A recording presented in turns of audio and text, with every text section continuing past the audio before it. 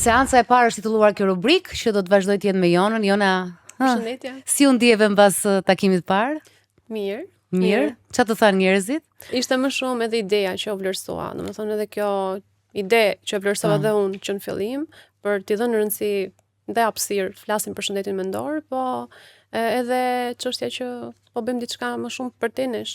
Po e ndjeva edhe tek njerëzit dhe tek komentet që ishin shumë njerëz që realisht e përgëzonin këtë temë, edhe pse këto janë tema që janë diskutuar gjithmonë nëpër media, por kur e vë, si thua, kur e fokuson tek ajo është një gjë tjetër, sepse jep edhe një rëndësi tjetër, ndoshta ashtu siç ne duam të japim rëndësi këtu së bashku. Ndërkohë unë të kërkoj shumë dje se herën e kaluar nuk të qerasa, unë nuk jam shumë e mirë me qerasje, realisht edhe në shtëpi, kështu që sot ke kafe ama, ta dhash dhe kafeinato, është okay, sepse unë e pite kafeinato. Është okay. Okej. Edhe unë e kam amën fat. Për te reklamës e kam realisht fat sepse kam mbështetur që tek Hostel Bajana Bel, dhe ka qenë në çdo prodhim, çdo sipërmarrje timen, edhe kështu që uroj që të kemi fat edhe këtu. Na duhet pak dashuri. Po, dhe ndërkohë, për të zgjedhur sot për çfarë do diskutonim, mua më ka ngelur dhe e kam pasur ka një 2-3 javë që kam dashur që ta kem patjetër që në fillim të këtij programit një histori. Ndodhi ngjarja në Gjirokastër. Vetvrasja e asaj vajzës që thanë që ishte për shkaqe bullizmi, pastaj prokuroria tha që ndoshta nuk janë ato shkaqet, nëse ne nuk do shkojmë tek ajo ngjarje e tmerrshme, por në Anabel, në djemin Anabel, erdhi një mesazh shumë i gjatë, zanor, nga Gjenis Feruku, nënë e një vajze 7 vjeçare, për treguar historinë e vajzës së saj që ka filluar bullizmi në Kopësht në moshën 4-5 vjeç. 4-5 vjeç. 4-5 vjeç. Domethënë, edhe un kam pas fëmijë dhe nuk bëja dot lidhjen e moshës me ato çfarë i thonin kësaj vajzës, si ti nuk di të lyesh, ti e varfër, të shoh mesazh, ti s'ke lek, je shëmtuar 4 vjeç. Do martosh gocë me gocë, si kishte thënë një gocët e Kopshtit, sepse kjo kishte bërë një arush dhurat një shoqje. Dhe këtë ndoshta e kuptoj nga TikToku. Ndoshta e kuptoj, sepse tani informacioni ishte tepërt edhe për këto prirje seksuale të tjera. Por e gjithë historia mua më tronditi, por Gjenis aty je? Se kemi në Përshëndetje, jam këtu. Përshëndetje. Se po si thua pa nga historia jote, mua realisht më ka tronditur si histori, por ti je me sinqer nga ana tjetër dhe nuk po më bënte sens, sepse un kam 2 goca, i kam pasur në Kopësht, mbaj më në klasën e parë atë dytë, vajzës sime i tha një gocë tjetër në shkollë që ti janë një palçiz me agza, ato që janë me pellush, i tha këto agza ti ke falco. Po ky është i vetmi koment që është bërë, kurse këto komente këtu janë të tmerrshme. Dhe janë të tmerrshme. A je sigur që ka qenë goca në Kopësht me këto komente dhe janë 4-5 vjeçar që i thon? Jam shumë e sigurt, Dalina, ka dhe më shumë se sa aq. Ndaj edhe unë kur i kam çuar ato voice kam qenë shumë e indinjuar dhe isha shumë e lumtur që mund të flisja për këtë temë. E gjitha nisi vajza vinte në shtëpi dhe qante. Ma nuk jam e bukur, ma nuk jam e bukur, ma jam unë e bukur, më vish bukur. Ndërkohë që fëmijët në Kopësht e ditë të gjithë duhet vishën me tuta, sa më praktik. Unë nuk e visha kur gocën me geta, me fustane, se t'ishte praktike. Edhe mëra si shaka si për. Më pastaj filloi çështja, ma bë syrin me bisht, ma bë syrin me bisht, më çpo veshët. Dhe i thash, i ke parë diku ti veshët e çpuar, apo i ke parë diku bishtin, se e kuptova që diçka nuk ishte që ja kemi thënë ne. Dhe filloi të thoshte që shoqet e mia e bëjnë çdo ditë, shoqet e mia e bëjnë çdo ditë. Më fal edhe një herë që ta sqarojmë se akoma s'po e kuptoj. 4 vjeç, 4-5 vjeç, thotë shoqet e mia bënin çdo ditë me Nelin. Po. Në Kopësht, po. Dhe ajo çështja që po flisi edhe më përpara ti Dalina, pati dal filmi i Arielit. Po. Dhe Arielin atko u bë me ngjyrë për treguar që jo imperfeksionet, kishte ajo aktori që ishte 3D. Po, dhe ne shkuam në kinema për ta parë, për t'ia treguar pikërisht të gjën, do thënë me idenë që nuk është perfekte, nuk ka nevojë të jesh perfekte. Ndërkohë rastësisht në kinema takojmë një vajzë me penel tek syt. Dhe këtu takon përsëri vajza disa shoqe të Kopshtit rastësisht. Ndërkohë që ne po shikojmë filmin, ajo vjen dhe i thotë veshi, Arieli i thotë është gabele. Edhe mua më thotë vajza, ma, që do me thonë kjo fjallë, ne nuk e kishim prezantuar si fjallë. Po. do flasim më vonë në shtëpi dhe kjo gjatë gjithë kohës vazhdon të aty te kinemaja thoshte kjo është gabele, do dalin horrore natën. Dhe kësaj ju fiksua pasaj ngjyra, ju fiksua pasaj me faktin është gabele ne ja hoqëm këtë. Tash se nuk ka lidhje, nuk do merrem me këtë gjë. Më vonë ishte çështja e bishtit. Shkova te edukatore e tha shiko se mua vajza më vjen në shtëpi, më qan, më përplas këmbët, më thotë nuk jam e bukur, i thon shoqet pse nuk vishesh me fustane. Ashtu unë e di që e sjell fëmijën për të qenë praktike. Nuk di unë çfarë bën printit e tjerë. Mësuesja foli se Dalina çështja është që nuk vjen vetëm nga mësuesja. Këto gjëra, për ne po flasim për 4 vjeç, vin nga familja, nuk vjen nga mësuesja. Se kjo nuk e di të fjalën për ne, po thoshte mama ma bë syrin me bisht si shoqet. Mi tërhiq flokët, thoshte që të më dalin syrin me bisht edhe ma bë bishtin këtu. Ashtu do bëni diçka se kjo gjë nuk lejohet më. Unë nuk e sjell më fëmijën për këto. Unë e sjell që do mësoj. Si prind fëmije, domethënë dua vetëm të sqaroj ca detaje. Këto lyheshin me penel të zi, pra grim normal i përditshëm apo po them me xixa me flutrat e kalamajve? Jo me xixa me flutra, me penel. Me penel, si neve. Syrin me bisht. Si ne, do të thënë ne nuk lyhemi për ditë me penel. Pastaj për shkak Valentin, unë këtu te zyra i kisha bërë vajzave kështu arusha, si për të bërë atë atmosferën, më kupton? Dhe kishte një arush mbas 2-3 ditësh i them vajzës që merre do t'ja japësh një shoqe te kopsh se kishte një shoqe. Dhe kjo kur erdhi në shtëpi, i çau. Po ma tha mua më thanë shoqet ju do martoheni gocë me gocë. Martohen tha gocat me goca? Pas kanë shumë informacion këto fëmijë që ka rritur çik para kohe. Po tani nga ngena, domethënë nuk dia çfarë ti thoja. Dhe kjo më bëri përshtypje mua që i kishin thënë që ti je varfër apo jo. Ti s'ke lek, je shumë sepse vishesh me tuta.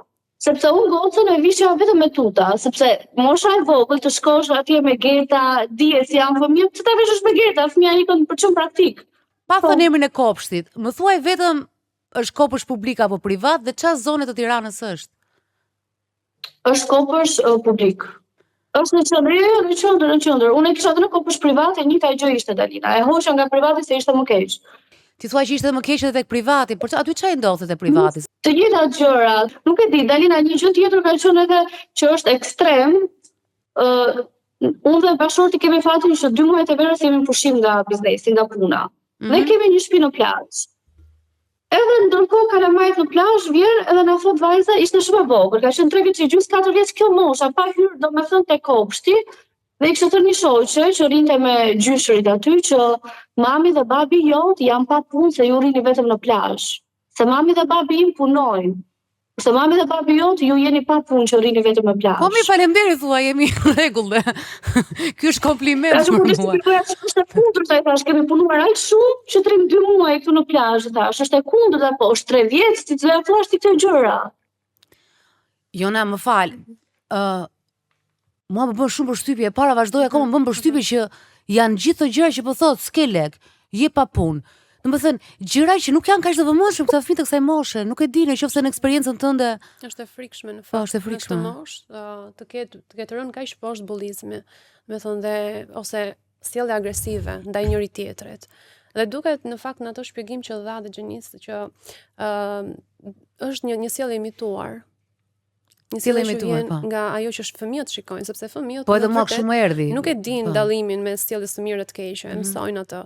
Dhe aq më tepër nga ai episodi që ju thatë në kinema, ku sjellja mbështetet nga prindi. Në një mënyrë, kjo është një aprovim që dakor të vazhdojë fëmijë këtë gjë që po bën. Edhe kjo e vështirëson akoma më shumë çështjen që ti ta ndihmosh këtë fëmijë që ngacmon ta ndryshon. Më fal, po fjalën gabele nga e mësoi? Domethënë ajo ka jetuar ai fëmijë jeton në një mjedis që sa herë që del një njeri me ngjyrë në ekran, ose sa që përmendet ose sheh një histori showbiz, një lajm, i kanë thënë ka dëgjuar nga jati ose ëma që ka thënë ai gabeli ose nga gjyshja këdo. Pa punë. Si mund ta perceptoj fëmia 3 vjeç, 4 vjeç që se atë u them gjithmonë, fëmijë kemi dhe ne, fëmijë kam dhe shoqjet e mia, po janë ca lloj gjëra që kujdesshëm se çfarë ne flasim në shtëpi, sidomos në praninë e fëmijës, sepse ata janë imitues të mirë.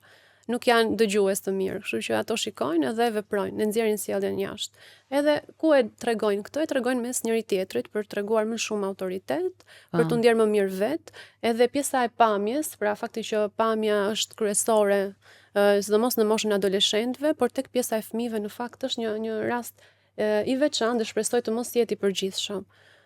Po jo, edhe mua vërtet më duket shumë e rrallë si histori Xhenis, prandaj më kishte ngelur në mendje ajo audio jote. Duket shumë e rrallë, po të flas, domethënë un kam shumë shoqë që kemi fëmijë të njëjtën moshë, të gjitha i kanë këto probleme. Domethënë pa përjashtim. E pa atëre jemi në krizë të jashtëzakonshme, siç tha dhe Jona, jemi në një krizë shumë të madhe. Në fakt është shqetësuese fakti edhe që nuk respektohen rregulla brenda kopshit. Pra fëmijët që shkojnë të veshur në mënyrë jo të përshtatshme, të lyer. Falë Gjeni se më bëri përshtypje se sapo e tha Jona, që tha edhe është e çuditshme që edhe në kopësht të lejojnë këto gjëra, pra nuk ka një kod veshje për fëmijët apo penelin apo puskushin. Kur jeni ballafaqëruar ju me ata të kopshtit, çfarë than ata? Ata për ditë edukatorët i shkruanin te grupi, për ditë shkruanin, për ditë i merrin fëmijët jo, i thoshin, por prit vjen ta sjell aty në do ikim punë kështu do ta mbash. Po mirë, përveç se i shkruanin atyre, domethënë, e ka shkruar prindi sjell fëmijën. Po situata aty si menaxhohet brenda? Ato ju ulnin, ju flisnin, unë me edukatorët jam shumë e kënaqur nga pjesa e edukatorëve. Ato i flisnin çdo ditë më thoshte vajza, edhe ato më shkruanin. Për ditë ju flisnin. Edhe kur i çonin fëmijën dhe kur i merrnin, kije kujdes, po një ditë për shembull më thonë që kanë motra dhe vëllezër më të mëdha, është e pashmangshme se i dëgjojnë dhe shikojnë ato se si i bëjnë. Ashtë të bëjnë ato, nuk është fajt të hajt fëmija im. Ju keni takuar një psikologe, dhe për këtë do të pyesja edhe Jonën, e cila i sugjeroi që vajza duhet të mësoj të reagoj dhe të mbroj veten. Ky ishte vetëm sugjerim që dha psikologja. Unë kam çuar disa herë në psikologe, unë e çoj gjithmonë thjesht për të bërë një vlerësim. Unë kam kulturë që dhe vetë shkoj dhe vajzën e çoj. Edhe pa pasur probleme, gjithmonë një herë në 2 muaj, thjesht për ta parë se si e ka gjendje. Po. Ndoshta duket pak si e çuditshme, ajo më tha Xheni sepse ajo ishte përballur me këto raste edhe më keq madje. Dhe tha, ka hikur tani teknika që ne themi s'ka gjë, mos i gjuaj, mos i ke përgjigje, ai tregon vete. Tani duhet i mësosh fëmijëve si ta mbrojnë veten. Do ta mësosh që kush të thotë kështu gjëra, do t'i kthesh përgjigje. Kjo është çështja që sjelljet mbrojtëse mund të kthehen dhe në agresivitet të lartë më pas, sepse fëmia nëse nuk mësohet mirë si të sillet në këto situata, mundet që të kthejë më pas në mënyrë ekstreme, pra të bëhet ajo vetë bullizuese. Kështu që nuk e di, ka ndonjë sjellje specifike që ka mësuar e ka ndihmuar vajzan? Dhe thjesht punuam shumë të dy bashkë me bashortin, i treguam që kushdo që të thotë, i treguam realitetin që ti je një vajzë shumë e bukur, që ti ke bërë shumë koncerte, ti ke dalë për reklama, të kanë zgjedhur pikërisht se ti je e bukur, me këto gjëra punuam. Kushdo që të thotë, është i pasigurt te vetja vet, ti shiko ata se si janë, edhe prapë i kam thënë mos ofendo, unë përsëri i them gjithmonë, je e drejtë dhe je e sinqertë me vete. Edhe tani nuk ka problem, dhe kur i thot ndonjë gjë thot, shiko veten. I kam thënë vetëm kaq thuaj, shikoj një herë veten. Xhenis, doja të ndalonim pak te kjo pjesë. Mund të thuash si është aktualisht, domethënë, si i përballon këto situata nëse janë akoma aktive, nëse mund të them kështu, situata e bullizmit. Si reagon vajza dhe si e kanë ndikuar? Klasa parë ka ndikuar shumë mirë për faktin tonë që kishte një mësuese e cila është përveç mësuese është dhe psikologe. Dhe ajo e mban shumë në kontroll, se ne ja treguam dhe para situatës, e mban shumë në kontroll gjë. Dhe që kur ka filluar klasën e parë, kam parë një ndryshim total. Do të thënë nuk e ka më problem, futet, gjen kalama futet, sepse ishte shumë e tërhequr. Dhe ne kur ikim në plazh, ishte i vetmi fëmijë që rinte në çadër, nuk bashkoheshe me fëmijët e tjerë. Me që Dalina hapi një çështje tjetër, pra shqetësimi prindit ndonjëherë mund të rritet edhe në mënyra, le themi, më të larta se sa është në të vërtetë situata e krijuar, pavarësisht unë kuptoj që ajo që po kalon vajza dhe këto që po tregoni ju që ndodhin në një institucion nuk janë absolutisht në rregull. Por do të kuptoj pak vetë si po e përballon këtë situatë. Jona, duke pasur dhe kontakt me shoqet që janë mama, si puna ime dhe kemi fëmijë, aq është të takohem në javë, ne ndajmë të gjitha të njëjtën gjë. Domethënë të gjitha janë të shqetësuara për të njëjtën gjë si unë. Dhe thjesht kemi mësuar si ta menaxhojmë fëmijën. Thjesht, unë tani jam me qetë. Jam me qetë sepse edhe veten e kam mësuar se si ta bëj që ta menaxhoj ajo situatën dhe kam parë që tani menaxhoj shumë mirë situatat. Edhe vetë jam shumë herë më e qetë sepse ajo është më e rritur, ja kemi shpjeguar aq mirë gjërat, Në me fakt, psikologen gjithmonë. do ta vë në dukje Jam gjithë shumë herë më e qetë. Më fal që të ndërpreva, do ta vë në dukje gjithë procesin që ke ndjekur me shumë përgjegjshmëri, sepse ke kontaktuar direkt kopshin, ke folur me drejtuesit për të vënë në dukje problematikën, e ke dërguar te psikologu sepse e ke parë që ka nevojë edhe për të shkarkuar edhe për të kuptuar si mund të ndihmohet një situatë, sepse jo gjithmonë i kemi përgjigjet gati ose siç e the, gjendesh në situata ku nuk dije si të veproje, kështu që kjo është për tu përgëzuar nga ana jote që e ke bërë edhe mund të vlej edhe për njerëzit e tjerë që dëgjojnë edhe të kuptojnë se si mund ta ndihmojnë një fëmijë në këto kushte.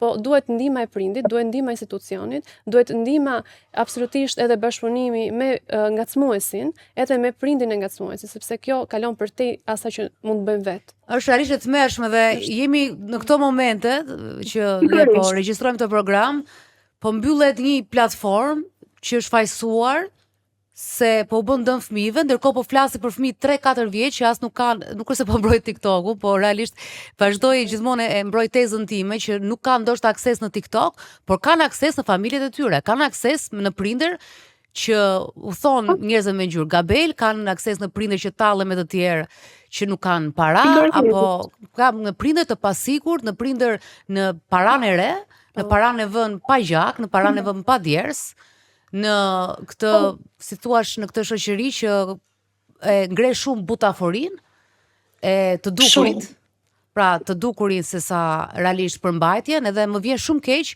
dhe sa më vjen keq për gosën tënde që ka përjetuar të, më vjen shumë keq dhe për ato fëmijë të tjerë që dhe më vjen tmerrsisht keq për ata bullizuesit e vegjël, sepse ata nuk e kuptojnë. Dhe kjo është ajo drama këtu, nuk e kuptojnë dhe po thonë gjëra dhe po futen në karaktere që ato nuk i meritojnë. Ajo që më vjen keq është që ata nuk i lënë në botën e tyre dhe ky është faji të rriturve, po i fusin në botën e të rriturve. Sepse fëmia nuk ka dëshirë të futet në botën e të rriturve nëse ti nuk e fut në botën e të rriturve. Në fakt, prindrit, të cilët mund të shtyjnë fëmijët drejt sjelljeve bullizuese, ngacmuese, duhet të kenë parasysh që ky fëmijë kur të rritet do ketë një borxh për të larë. Pse? Sepse në momentin që ai do filloj të jetë në kontakt të tjera jashtë shkollës ku ka mundësinë të bëj bullizëm, atje do përplaset keq me marrëdhëniet që ndërton, me kolegët e punës që nuk do ja tolerojnë më sjelljen, dhe ai do ndihet i çuditshëm sepse vetmja formë që ka pasur ose ka njohur është që të sillet në mënyrë autoritative me tjerët, i ngacmojë, i tallë e të tjerë, kështu që në momentin kur ai të përjashtohet në moshë të rritur nga ky grup, do të jetë më e rëndë edhe më e vështirë sepse mënyra e funksionimit të tij është ndërtuar tashmë dhe do ketë të vështirë ta arrëzojë, ta kthej nga e para. Pëlqeu shumë kjo një borxh për të larë, është fantastike kjo që the. Do të jeni shumë kujdesshëm. Duket e rëndë, se është borxh për të larë dhe karma nga ana tjetër. Është më e vështirë të punosh me një fëmijë që tashmë është i rritur dhe është bullizuar sesa me një fëmijë që është bullizuar, sepse ai është më rezistent ndaj ndryshimit. Dhe e çuditshme se shumë fëmijë bullizues për ta mbyllur këtu Xhenis, faleminderit një herë, po ndahemi nga ty sepse kemi edhe një histori tjetër. Shumë faleminderit që ndave historinë dhe faleminderit për prindërimin. Po, bravo të qoftë. Faleminderit. Bullistët